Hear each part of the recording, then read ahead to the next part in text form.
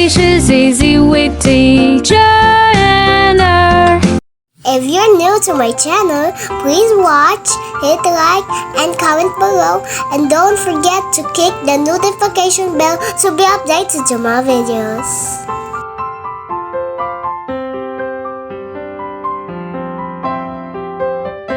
Welcome, students.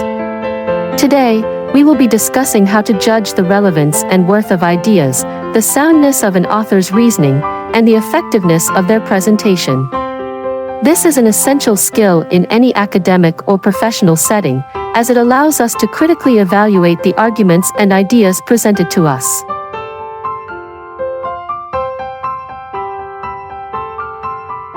Let us all together achieve these objectives. A. Identifies words, phrases, lines, or statements to support the effectiveness of one's work.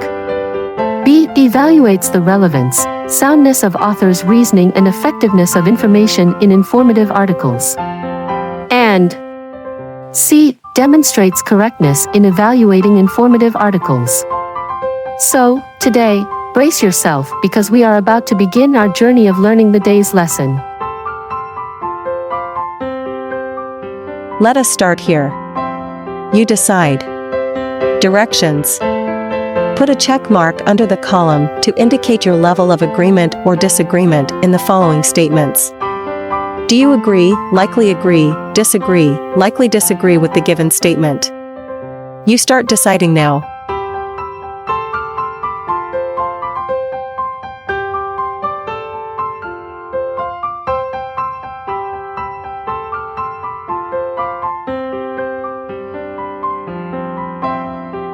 Here is what you need to do. Analyze the result to the previous activity. Can you share the result you have gained?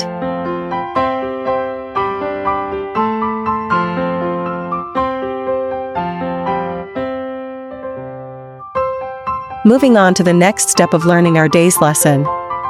Here as you read, you find directions. Read the excerpt of the speech of former President Manuel L. Quezon and answer the questions that follow.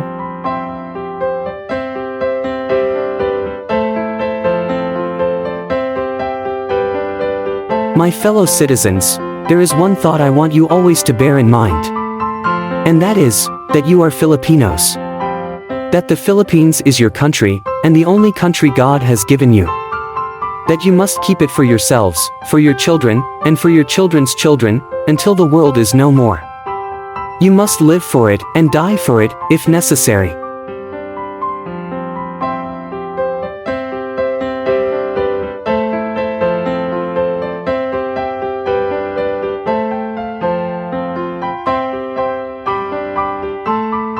Now, let us try to answer these two questions. If you have ideas in mind, never be afraid to speak and share to others. Here are the questions. 1. What does this speech tell you? 2. What is the author's purpose in writing the speech? You may start sharing your opinion.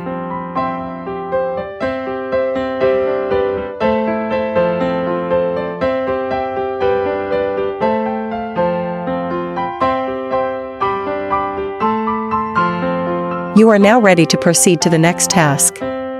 Learn from the arrows. Directions.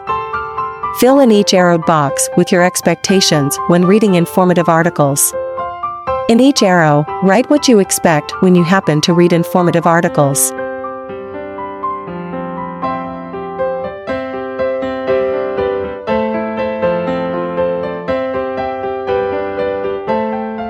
What was our topic in the previous quarter? Yes, you learned the different biases, prejudices, and social crises. How many of those do you still remember today? Can you enumerate them? Good. Now, what is the essence of learning all these society's problems? Why do you think authors dig into these worrisome situations? We will find these out.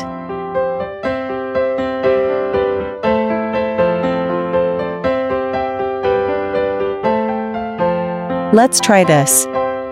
Cyberbullying is mostly common among teenagers, children, and occurs when one is threatened, harassed, or humiliated with digital and interactive technologies. The methods used in cyberbullying are the only access to technology. Cyberbullying can result in detrimental effects on both the bully and the bullied. The worst consequences of cyberbullying are the fatal impact of such instances. The other vital reason is that bullies are normally instigators in nature, and with the cyberspace, they can involve a large number of people. Cybersecurity plays an important role in preventing some difficult and heinous crimes like blackmailing, fraud transactions through another account, leakage of personal information. It is the responsibility of every citizen to spread awareness among everyone and keep their system and network security updated to prevent cyber attacks from happening worldwide. Internet users should be properly educated on how to be immune to internet dangers. After reading the informative article, let us now try to answer these questions. 1. What information can you get from the article? 2. Do you find this article helpful? In what way? So, are you ready to give your thoughts about these questions? Let us hear them out.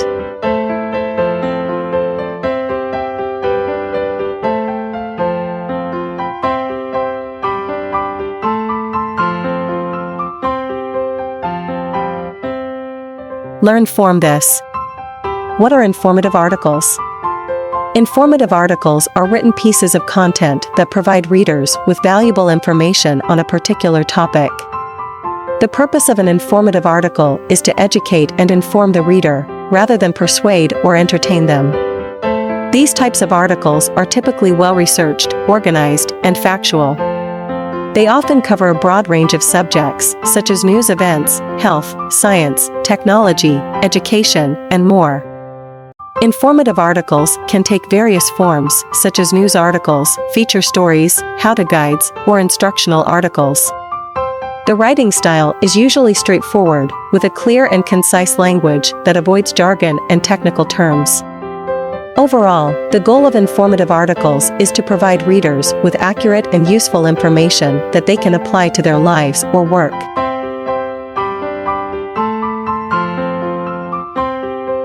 Articles can take many forms, but their primary purpose is to inform the readers for learning inputs. Informational text is a non-fiction writing with the intention to inform the readers. Because it is a non-fiction writing, it does not utilize characters. Furthermore, it has specialized language characteristics such as general nouns and verbs that are not commonly found or used in other genres. Authors of informational text can employ a variety of structures in their article to guide the readers in finding information efficiently and quickly.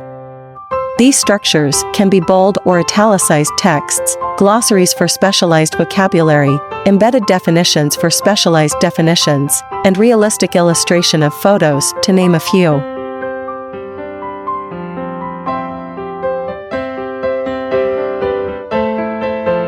Now, let us check on this activity entitled Character Trace.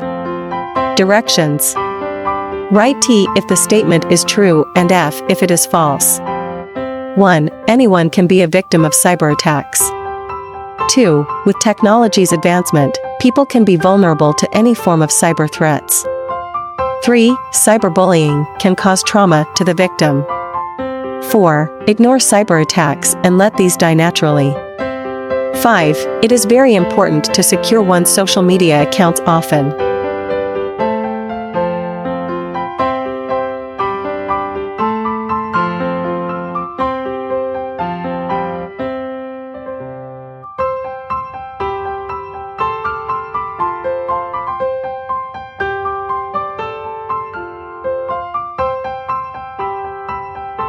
I can tell that you really are learning now. Let us explore and learn more. Here is the Vivid Signs activity. Answer these questions. 1. What could be the reasons of cyberbullying? Enumerate 3. 2. What might be some possible effects of cyberbullying? Enumerate 3. Congratulations! You are fast learners.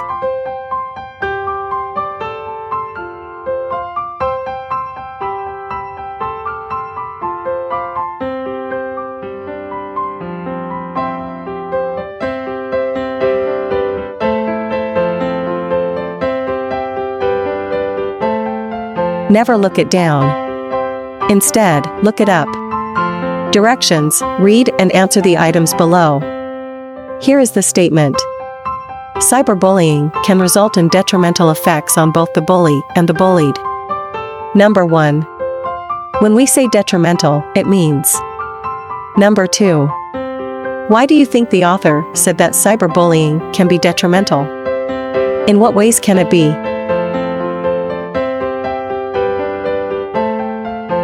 Next statement. The other vital reason is that bullies are normally instigators in nature, and with the cyberspace, they can involve a large number of people. What could be the other words for instigators? Please check the appropriate circle of your choice.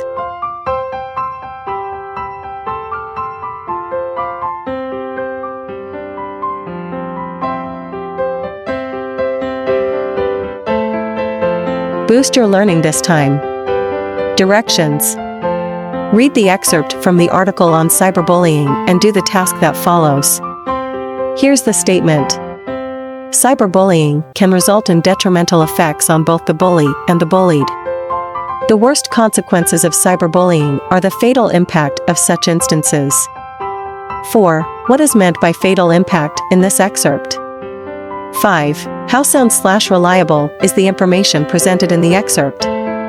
Care to share? Let us hear the answers from you.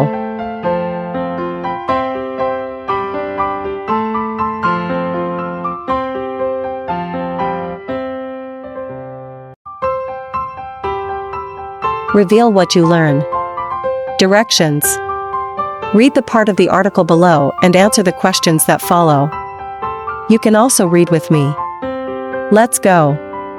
Cybersecurity plays an important role in preventing some difficult and heinous crimes like blackmailing, fraud transactions through another account, and leakage of personal information. It is the responsibility of every citizen to spread awareness and keep their system and network security updated to prevent cyber attacks from happening worldwide. Internet users should be properly educated on how to be immune to internet dangers.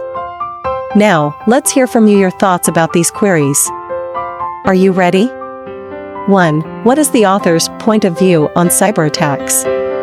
2. What information does the author emphasize in this part of the article? 3. Do you find this part of the article useful? Justify your answer.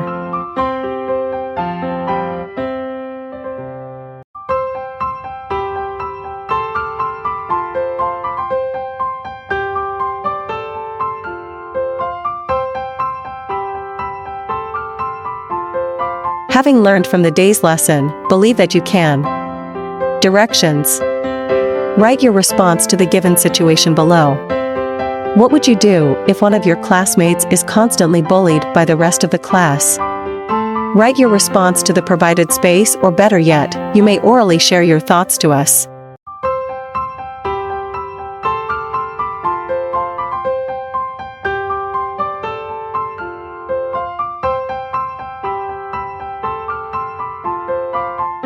You can start assessing what you learned today. Directions. Read the news article below and answer the questions that follow. Here is an excerpt from the late President Manuel L. Quezon's speech. Your country is a great country. It has a great past and a great future. The Philippines of yesterday are consecrated by the sacrifices of lives and treasures of your patriots, martyrs, and soldiers.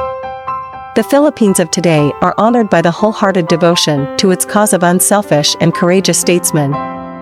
The Philippines of tomorrow will be the country of plenty, of happiness, and of freedom. A Philippines with her head raised in the midst of the West Pacific, mistress of her own destiny, holding in her hand the torch of freedom and democracy. A republic of virtuous and righteous men and women all working together for a better world than the one we have at present.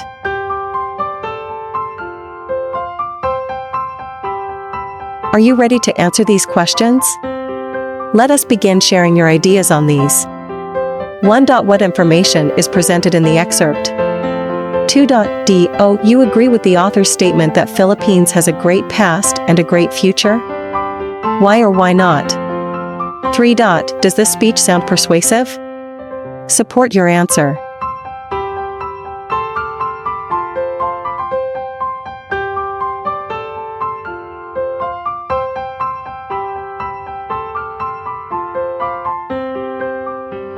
Add learnings from what you learned today. Here is the famous essay written by Carlos P. Romulo, entitled, I Am a Filipino. Read and understand the essay for you to answer the questions herein. If you are ready, let us begin reading the essay. I am a Filipino, inheritor of a glorious past, hostage to the uncertain future. As such, I must prove equal to a twofold task: the task of meeting my responsibility to the past, and the task of performing my obligation to the future. I sprung from a hardy race, child many generations removed of ancient Malayan pioneers. Across the centuries the memory comes rushing back to me, of brown-skinned men putting out to sea in ships that were as frail as their hearts were stout. Over the sea I see them come, borne upon the billowing wave and the whistling wind, carried upon the mighty swell of hope, hope in the free abundance of new land that was to be their home and their children's forever.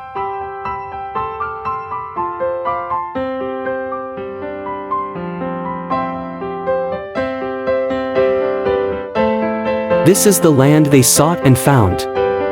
Every inch of shore that their eyes first set upon, every hill and mountain that beckoned to them with a green and purple invitation, every mile of rolling plain that their view encompassed, every river and lake that promised a plentiful living and the fruitfulness of commerce, is a hallowed spot to me. By the strength of their hearts and hands, by every right of law, human and divine, this land, and all the appurtenances thereof, the black and fertile soil, the seas, and lakes and rivers teeming with fish, the forests with their inexhaustible wealth in wildlife and timber, the mountains with their bowels swollen with minerals, the whole of this rich and happy land has been, for centuries without number, the land of my fathers. This land I received in trust from them, and in trust will pass it to my children, and so on until the world is no more.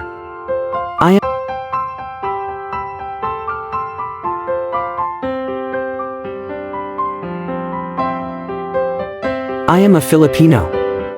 In my blood runs the immortal seed of heroes, seed that flowered down the centuries in deeds of courage and defiance. In my veins yet pulses the same hot blood that sent Lapu-Lapu to battle against the first invader of this land, that nerved Lacangela in the combat against the alien foe, that drove Diego Silang and Dagohoy into rebellion against the foreign oppressor. That seed is immortal. It is the self-same seed that flowered in the heart of Jose Rizal that morning in Bagumbayan when a volley of shots put an end to all that was mortal of him and made his spirit deathless forever, the same that flowered in the hearts of Bonifacio in Balintuac, of Gregorio del Pilar at Tyred Pass, of Antonio Luna at Calumpit, that bloomed in flowers of frustration in the sad heart of Emilio Aguinaldo at Palanan, and yet burst forth royally again in the proud heart of Manuel L. Quezon when he stood at last on the threshold of ancient Malacanan Palace, in the symbolic act of possession and racial vindication.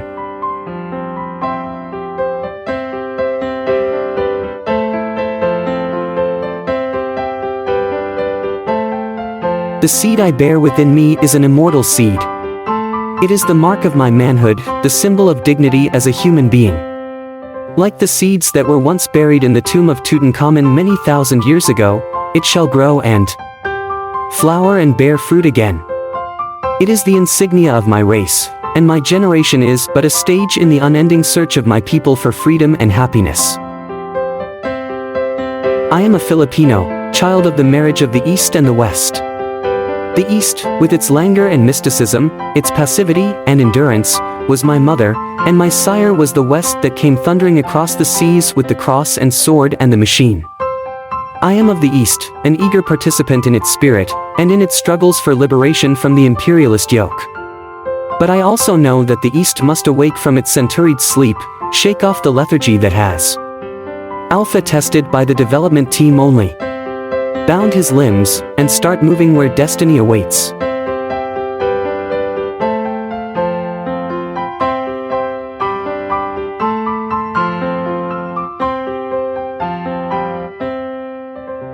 For I, too, am of the West, and the vigorous peoples of the West have destroyed forever the peace and quiet that once were ours. I can no longer live, a being apart from those whose world now trembles to the roar of bomb and cannon shot. I cannot say of a matter of universal life and death, of freedom and slavery for all mankind, that it concerns me not. For no man and no nation is an island, but a part of the main, there is no longer any East and West only. Individuals and nations making those momentous choices which are the hinges upon which history resolves. At the vanguard of progress in this part of the world I stand, a forlorn figure in the eyes of some, but not one defeated and lost. For, through the thick, interlacing branches of habit and custom above me, I have seen the light of the sun, and I know that it is good. I have seen the light of justice and equality and freedom, my heart has been lifted by the vision of democracy, and I shall not rest until my land and my people shall have been blessed by these, beyond the power of any man or nation to subvert or destroy.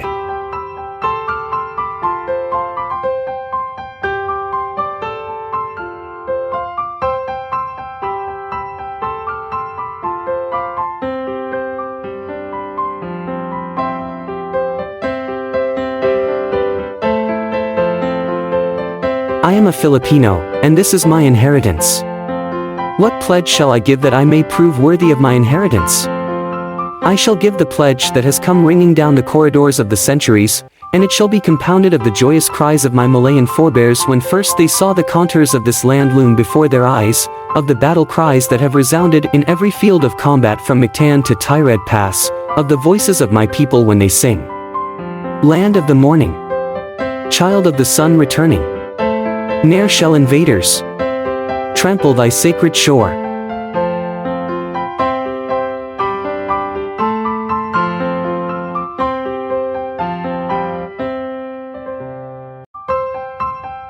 Out of the lush green of these 7,000 isles, out of the heartstrings of 16 million people all vibrating to one song, I shall weave the mighty fabric of my pledge. Out of the songs of the farmers at sunrise when they go to labor in the fields, out of the sweat of the hard-bitten pioneers in Maulig and Coronadal, out of the silent endurance of stevedores at the piers and the ominous grumbling of peasants in Pampanga, out of the first cries of babies newly born and the lullabies that mothers sing, out of the crashing of gears and the whine of turbines in the factories, out of the crunch of plowshares upturning the earth, out of the limitless patience of teachers in the classrooms and doctors in the clinics, out of the tramp of soldiers marching, I shall make the pattern of my pledge. I am a Filipino born to freedom, and I shall not rest until freedom shall have been added unto my inheritance, for myself and my children and my children's children, forever.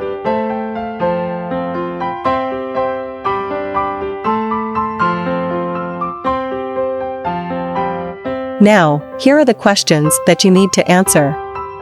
1. What are the true qualities of a Filipino, as pointed out by Carlos P. Romulo in his essay I Am a Filipino?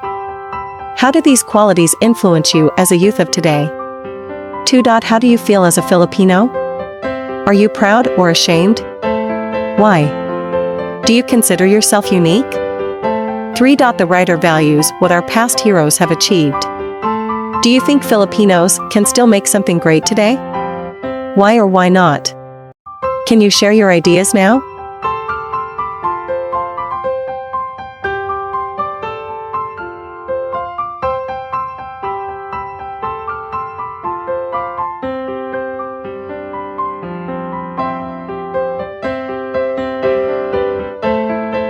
Information is power, and informative articles are the tools that help us acquire it. By creating and consuming high-quality informative articles, we can become more informed and empowered individuals in our daily lives. Thank you for joining me today to learn about informative articles. I encourage you to practice writing informative articles and continue to develop your skills in this area. As you do, you will become a more effective communicator and a valuable source of information for your audience. Thank you for your attention and dedication to learning. I hope to see you again in our next lesson.